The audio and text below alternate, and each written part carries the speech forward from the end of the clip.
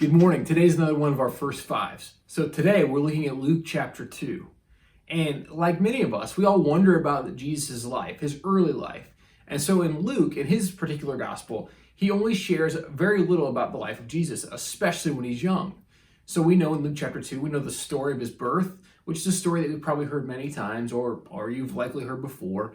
And so we talk about a lot at Christmas, so I'm going to skip that story for now. But there's a fascinating story that happens at the end of Luke chapter 2 when Jesus is about 12 years old. And so here's what we find, beginning with verse 41 from Luke chapter 2.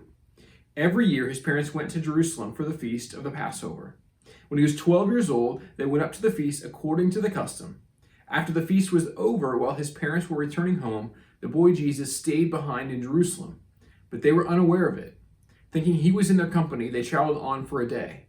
Then they began looking for him among their relatives and friends.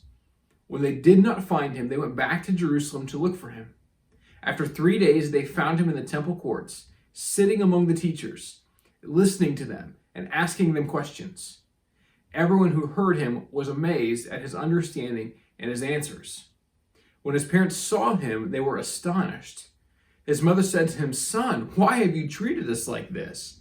Your father and I have been anxiously searching for you." "Why were you searching for me?" he asked. "Didn't you know I had to be in my father's house?" But they did not understand what he was saying to them. Then he went down to Nazareth with them and was obedient to them. But his mother treasured all these things in her heart, and Jesus grew in wisdom and stature and in favor with God and men. So a couple things I want to point out here, and I'll jump to the first one. You'll notice that Jesus' parents, Mary and Joseph, are upset. Like, I can imagine that I've got young kids, and my son's not yet 12, but if he was 12 and I've been traveling with friends, and I get it, you're with friends and people you love and you care about, and you just assume your kid's with them. But the panic you would feel if after a full day your child is not with you. So my heart goes out to Mary and Joseph. I empathize with them. Man, I know what that has to feel like. I can only imagine what that would feel like. We've had those moments at a grocery store where you can't find your kid and they're hiding in the coat rack or, around the corner, and your heart just kind of jumps in your chest. I can't imagine if I had traveled for a full day and couldn't find him. And they go back to Jerusalem and they find him in the temple courts. And then what I love that's happening in this scene, he's there and he's listening. Jesus, the Son of God, is listening and asking questions. He's trying to learn. Right? This is what's incredible. And we see at the end of this chapter, it says he grew in stature among people and among God and in relationship to God. Like, he grew over time. He didn't have all the answers. And I think sometimes we assume we know everything already. This guy is the Son of God, but he listens and he asks questions and he wants to learn. And they were amazed, probably not only at his questions, but at some level, when we're asking questions with earnestness, it usually shows incredible humility. Right? We've all been around that person or that situation in which someone asks a question and they're not really asking the question. They already know the answer.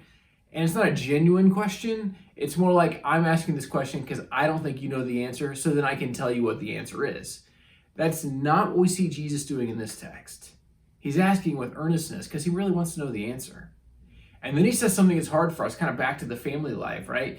He says, when his mom finds him, "Where have you been? Why haven't you been here?" I mean, I can only imagine what I would say to my kid who'd been missing for a day. He says, "Well, didn't you know I'd be doing my father's work? Didn't you know I'd be in my father's house?" And at one level, my heart goes out to Joseph as he's the adopted father in this story. And I'm sure it hurt in that. But Jesus wasn't being hurt. He was being truthful. Didn't you know that I have to do the work of God? Don't you know that that's the pressing thing of my life? And I think the lesson for us in this day is this. Sometimes what God calls us to be his unique people, other people who love us will look at us and go, "What are you doing? I can't believe you would turn down that job promotion. I can't believe you would move across the country. I can't believe you donated that money. I can't believe you lived that generously.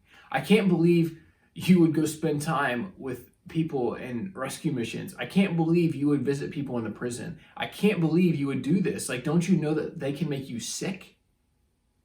Right? I want to be clear today. We want to be good neighbors right now, but that doesn't mean we don't love people. In the middle of a pandemic, it doesn't mean you are just flippant about getting sick and God's going to protect me, because that's not how God works. You look at the early church. Many in the early church died because they were loving people, caring for people who were battling the plague. And so it doesn't mean God protects us in that, but it means like people go, why in the world are you doing those things? Because don't you know that I need to be about my Father's business? And I recognize my Father's house is everywhere. It's what Jesus says, that I'll rebuild the temple, and it's Him. And He invites us to live in Him always. Did you know it'll be about my Father's work?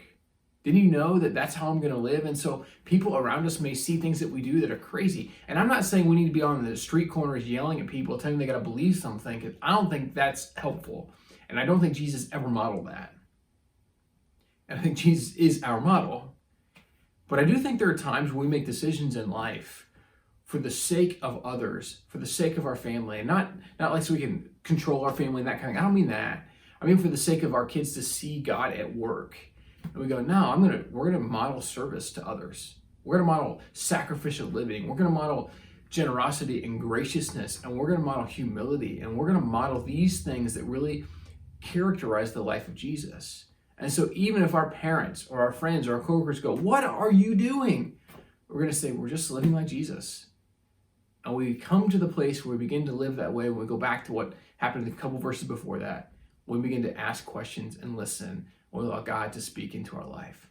And so here's my challenge and my invitation for you and I today. Will we be humble enough to listen to what God may have to say through others into our life? I think one of the greatest things for every Christian is, if I call myself a follower of Jesus, there should be someone mentoring me, someone speaking into my life, someone who has the ability to say, hey, knock it off, or hey, you're going the right direction.